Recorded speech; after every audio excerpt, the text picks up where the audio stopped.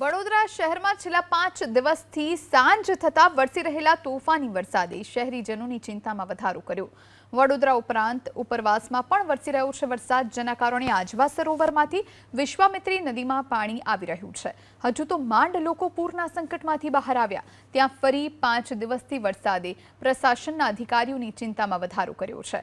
વિશ્વામિત્રીના વધતા જળસ્તર વચ્ચે મહાપાલિકાના પદાધિકારીઓની એક બેઠક મળી, જેમાં હાલ તો વિશ્વામિત્રી નદીની જળ સપાટી 17 ફૂટે પહોંચી હોવાથી કોઈ ચિંતાનો વિષય ન હોવાનો દાવો કરાયો। વિશ્વામિત્રી નદીની ભયજનક સપાટી 26 ફૂટ છે। જો 22 ફૂટથી વધુ જળસ્તર પહોંચે તો નીચાણવાળા વિસ્તારમાંથી લોકોને સ્થળાંતરિત કરાશે। જો 26 ફૂટની સપાટી વટાવે તો ફરી એકવાર પૂરની સ્થિતિ સર્જાશે। કમાન્ડ એન્ડ કંટ્રોલ સેન્ટર ખાતે યોજાયેલી આ બેઠકમાં પૂર આવે તો કેવી રીતે બચી શકાય તે અંગે આગોતરું આયોજન પણ કરાયું। છેલ્લા જે 4 દિવસથી સિટીમાં જે વરસાદ પડી રહ્યો છે, વચ્ચેના દિવસોમાં પણ વરસાદ પડ્યો, એને કારણે ધીરે ધીરે વિશ્વામિત્રી નદીનું સ્તર વધ્યું છે। અત્યારે સ્તર જે 17 ફૂટ પર છે વિશ્વામિત્રી। આજવા ડેમ અત્યારે કમ્પ્લીટલી બંધ છે, 212.25ની આજુબાજુ છે અત્યારે। પ્રતાપપુરા ડેમ 2 દિવસથી ખુલ્લો છે કે ઉપરવાસનું પાણી વહી જાય એની માટે, એટલે અત્યારે કોઈ પેનિક કે એવું કોઈ ગભરાવાની જરૂર નથી। ફક્ત ને ફક્ત લોકો જે નીચાણવાળા વિસ્તારમાં છે, અત્યારે પુનઃ રિપીટ કરું છું કે અત્યારે નદીનું સ્તર ખૂબ સેફ સ્ટેજમાં છે અને એલર્ટ પણ ઓછો છે। લાસ્ટ ટાઈમ જેવો એલર્ટ નથી, ખાલી થંડરસ્ટોર્મનો એલર્ટ છે આજે અને કાલે પણ એલર્ટ છે।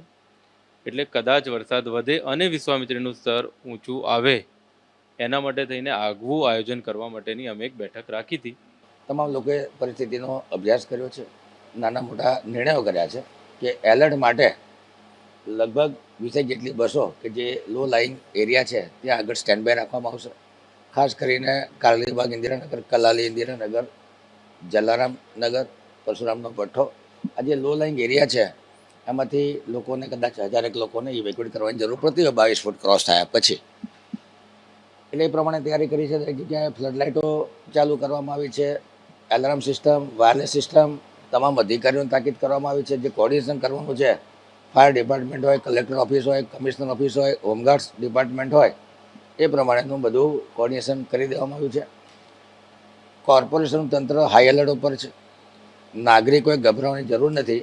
વરસાદની આગાહી ઉપર અને આજવાના લેવલ ઉપર, પ્રતાપપુરાના લેવલ પર અને વિશ્વામિત્રીના લેવલ ઉપર તંત્ર ચાપતી નજર રાખી રહ્યું છે। હું મારા વડોદરા શહેરની જનતાને ચોક્કસ કહીશ કે અત્યારે કોઈ જ પેનિક થવાની જરૂર નથી, કોઈ ચિંતાની અત્યારે હાલ ચિંતાનો વિષય નથી, પરંતુ ભારે વરસાદ અને વાવાઝોડે સાથે ને ગાજવીજ સાથેના વરસાદની આગાહીને પગલે અને જે આજવા સરોવરનું લેવલ અને આપણે જે કાલાઘોડાનું લેવલ જોઈ રહ્યા છે, આ બધી ચિંતા કરી અને ઇન વેલ એડવાન્સ માત્ર ને માત્ર આ તાકીદની બેઠક કરવામાં આવી છે। અત્યારે હાલ તાત્કાલિક ચિંતા જેવું કશું નથી।